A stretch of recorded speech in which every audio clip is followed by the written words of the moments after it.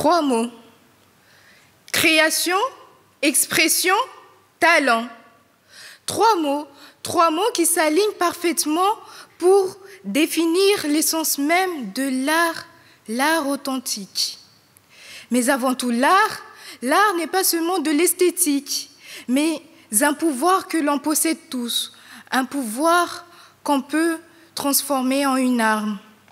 Un moyen d'évacuer l'oppression de certaines sociétés silenciées ou censurées par le tiers-État. Mais alors, l'art est-elle une arme? Tout d'abord, créer. Toute arme commence par un marquage profond, une empreinte indélébile, un marquage afin de susciter la curiosité de ceux qui vont découvrir l'art que je vais projeter. Ensuite, exprimer. L'art est le reflet des émotions. Un cri figé sur une toile, un texte, une mélodie, et j'en passe. Il figure la douleur, la révolte, l'espoir. Il est une forme de résistance qui transcende les mots et qui touche les cœurs. Enfin, révéler un talent.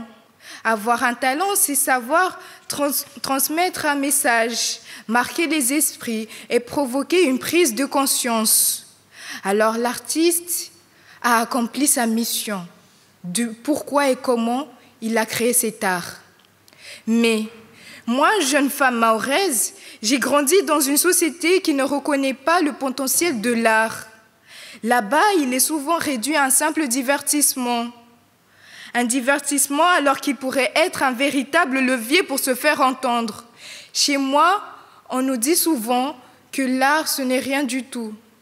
Ou bien, on peut me dire « Lichashtuyo, yotizachu, zokazampasani ». Aujourd'hui, Mayotte, La Réunion et Madagascar ont été touchés par des cyclones dévastateurs. Aujourd'hui, ils crient « Vandzeu ». Aujourd'hui, ils crient « Aide-moi ». Aujourd'hui, ils crient « Rissaha Moussada ». Pour se faire entendre, pour ma part, bien que je viens de Mayotte, Chido nous a frappés à plein fouet, détruisant nos foyers, séparant des familles, privant des enfants de leur scolarité. La France métropolitaine nous a promis des aides. Mais où sont-elles passées? Quel avenir nous offre notre gouvernement corrompu? Oui, elle est corrompue jusqu'à l'os, qui détourne nos droits et nous abandonne à notre sort. Mais le peuple mahorais de son côté ne va pas se laisser abattre ainsi et se lèvera demain encore plus fort. Certains choisissent la révolte dans la rue, d'autres lèvent des pancartes, et puis il y a ceux qui vont s'exprimer avec l'art, car ils ont plus d'expérience et de cultivité en eux. Car comme le disait Victor Hugo, l'art est le reflet que chaque époque projette sur l'avenir. Nos ancêtres ont laissé des empreintes, malgré l'indifférence générale.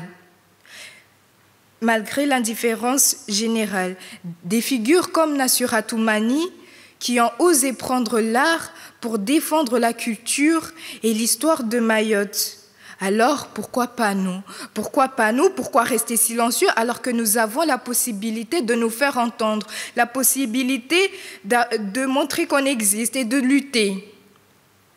Mayotte, La Réunion et Madagascar, n'ayez plus peur. Soyons la mémoire des formes, la voix d'un peuple oublié. Faisons de l'art une arme pour construire un avenir. Et peut-être demain, nous dirions que nous sommes un Nassira Toumani, une mémoire des formes, un artiste, pour libérer les paroles réduites par l'oppression. Car en évidence, oui, l'art est une arme, mais pas une arme de destruction, mais une arme de construction. Elle ne tue pas, elle guérit. Elle ne divise pas, elle rassemble. Et c'est par raison que ceux qui veulent prendre la totalité du contrôle d'un peuple sont sur qui en premier? les artistes.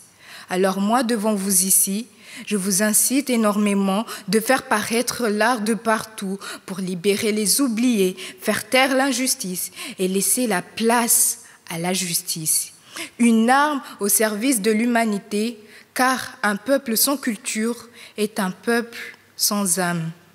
Une citation importante, alors écoutez-la. Nzawe eno nzanzao, écoutez-les, namwe vulikiye.